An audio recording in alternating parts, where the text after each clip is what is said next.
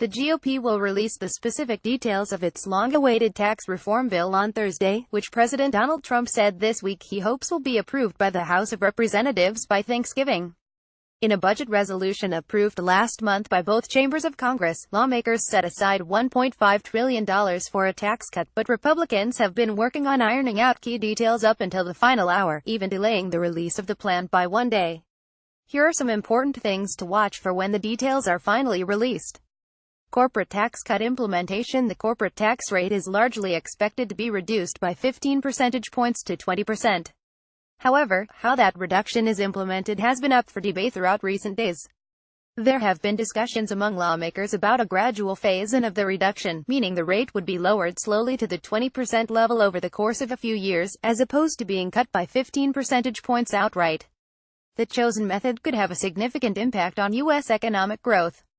A phase-in would reduce the economic growth impact of the cut. Chris Edwards, director of tax policy studies at the Cato Institute and editor of downsizinggovernment.org, told Fox Business.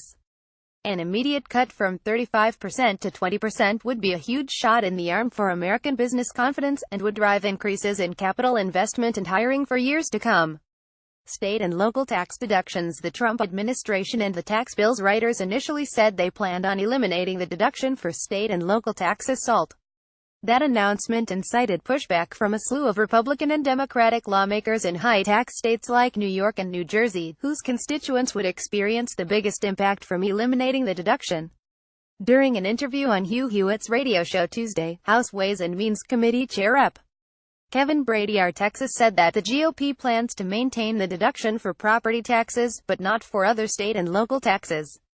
Rep. Tom MacArthur RN.J. told Fox Business on Wednesday that property deductions would definitely remain, but refused to comment on whether SALT would be eliminated in its entirety.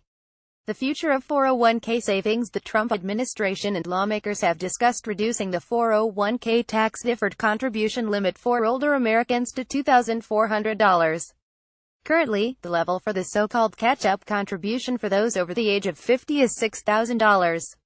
Will the GOP risk the wrath of 50 million 401k plan contributors and fiddle with tax deductibility? Asked Edwards. If they do, they had better offer some new and better savings opportunities. The GOP plan may include universal savings accounts, which are like supercharged Roth IRAs, and would be an exciting addition to financial security for millions of families. President Trump initially said in a tweet he would not touch 401k plans, but Rep.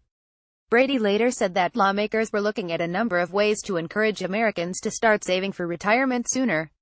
Income levels. While the main three tax brackets have been public for quite some time, at 12%, 25%, and 35%, what Americans don't know is what income levels will correspond to each of those brackets.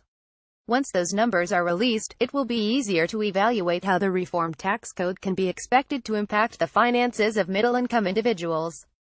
Fourth bracket. The GOP and the president have discussed the possibility of adding in a fourth tax bracket on the highest-earning Americans, largely projected to fall between 35% and 39.6%. House Speaker Paul Ryan RWIs said late last month that the bill would have a fourth bracket in order to ensure that the middle class received all of the bill's intended benefits. However, Trump said he would rather not implement a surtax on the wealthy, telling Fox Business, "The only reason I would have it is if, for any reason, I feel the middle class is not being properly taken care of." Neither the administration nor the GOP have given a sense of what that rate would be nor what income levels would be impacted. Estate tax. While the initial blueprint called for the complete repeal of the estate tax, also known as the death tax, Republicans seem to have softened their stance on the issue, after even Treasury Secretary Steven Mnuchin said its elimination would largely serve the wealthy. As Edwards pointed out, the GOP could bend to the wishes of a few moderates who don't want a full repeal. That could mean simply raising the limit so families could keep more untaxed dollars.